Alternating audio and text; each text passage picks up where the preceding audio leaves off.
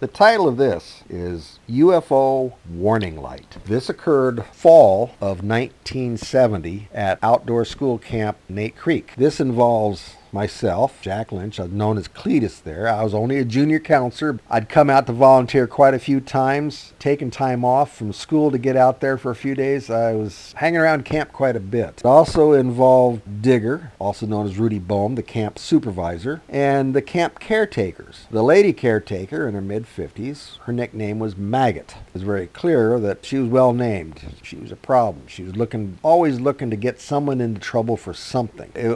She wasn't really all that bright, so it wasn't too hard, if you were Digger anyway, to tighten the noose and string her up. It also involved her husband. He came up being known as Ratso. He was the second in command behind Maggot. He wasn't nice, but he was fearful of most people. He was fearful of his wife, too. So the pair was Maggot and Ratso. Usually when you talked about one, the other name came up, too. Maggot had done several things. She was always the one that didn't want to get things fixed or maintained. She just let it go. So it was up to Digger to put the push on to get things taken care of. I saw an opportunity for a little prank. So while I was home, there'd been a couple of flashing, blinking yellow lights, the kind they put on those little stands in the street to stop traffic or to get them to notice that those little stands are there. I took two of them. I unhooked them and stuck them in the trunk of the old Volkswagen, and there they flashed every half second or so.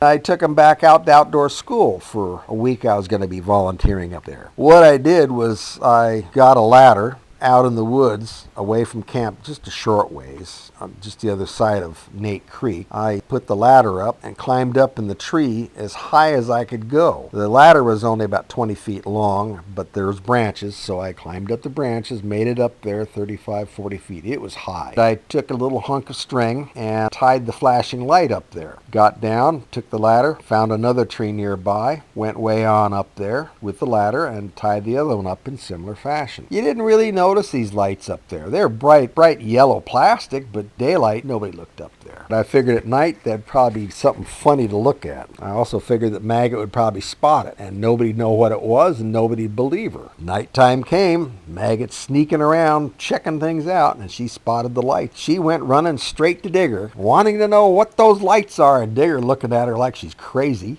She was hating that, too. She said, "You've got to see this." And she dragged Digger all the way over there to go see those flashing lights. Digger knew that one of his staff had set this thing up. It couldn't be anything else, but he wasn't going to be blaming them either. He was going to use it. So when she asked him what it was, he said, "These are UFO warning lights. These lights flash like this to keep any UFOs that are flying out there from getting too close. We can't be too safe with our 6th grade students here. We can't be too safe with our senior high school students either. There's nothing better than safety at camp, and this will keep UFOs and low-flying planes from getting too close. That's what it's there for. Do you have any questions?" No, I don't. No, oh, okay. The lights were there when we left camp. Month and a half later. The lights were there the following spring when camp started up again too, but the batteries were dead and they never got replaced. For all I know, those plastic lights are probably still sitting up in those trees.